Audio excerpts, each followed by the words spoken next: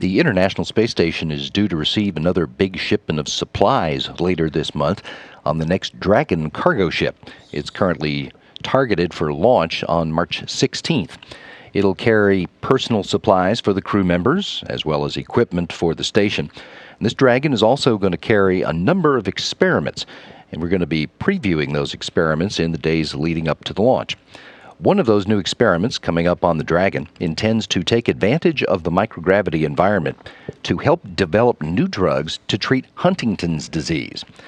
Joining us to talk about it is Gwen Owens. She's a PhD and MD student at Caltech and UCLA, respectively, and she's part of the team on the experiment known as crystallization of Huntington exon 1 using microgravity. Gwen, could you start by briefly reminding us just what Huntington's disease is? Hi, good morning. Yes, Huntington's disease is an incurable fatal neurodegenerative disease.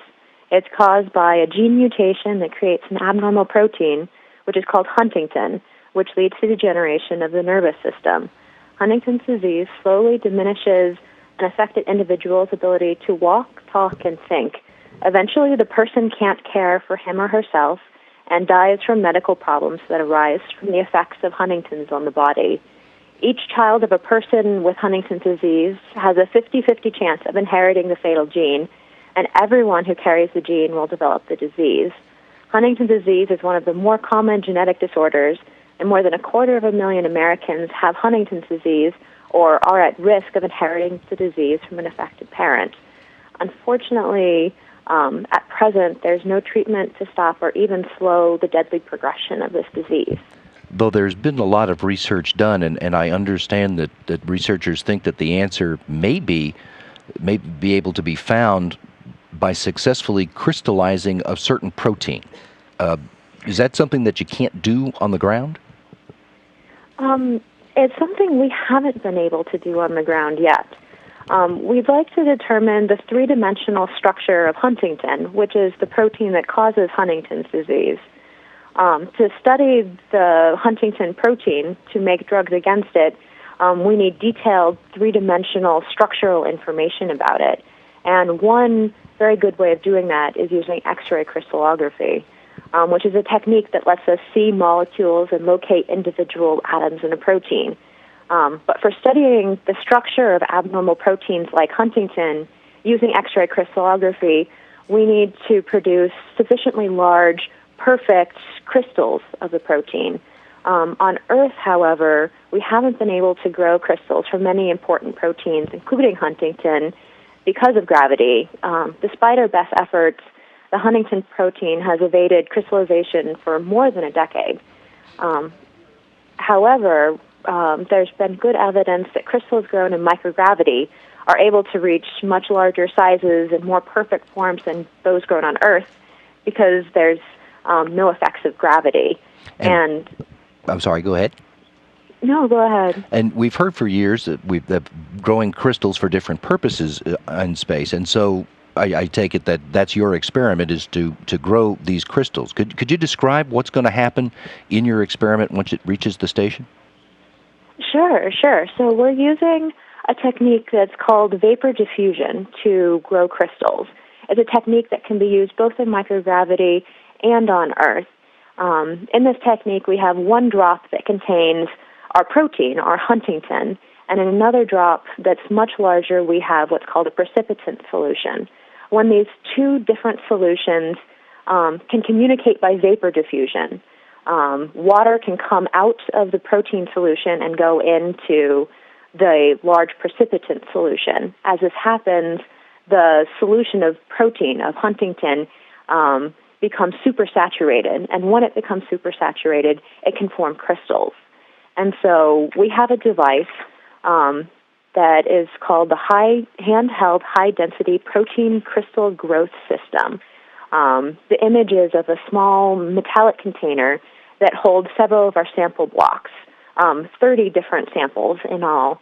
There's a small activation-deactivation tool that's shown on the left-hand side.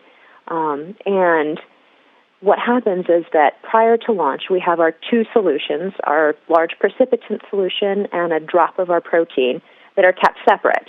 It's sent up to the International Space Station, and their crew members turn the activation-deactivation switch so that these two solutions are now in vapor diffusion contact, and the experiment can begin once it reaches microgravity.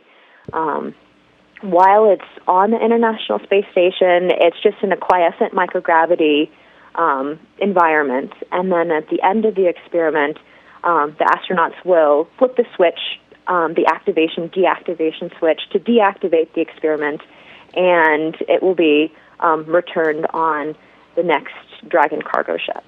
So in your case in particular, having a ship that can bring cargo down to Earth is critical. Absolutely.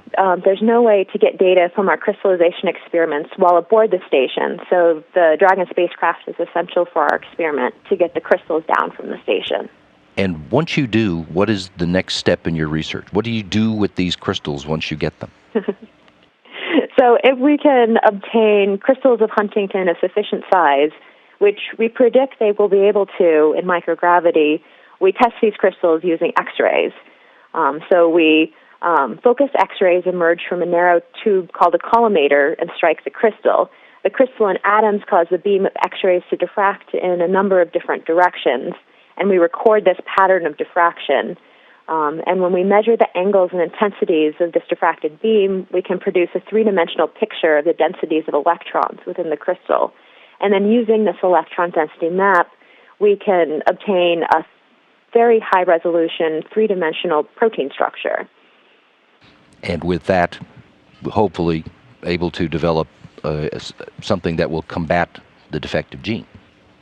Yes, exactly. That using this 3D structure, we hope to be able to identify a potential drug treatment for Huntington's disease. That we would aim to identify specific sections of the protein that might interact with other compounds to produce new targeted drugs that work efficiently with few side effects and hopefully improve the quality of life for patients around the world with Huntington's disease.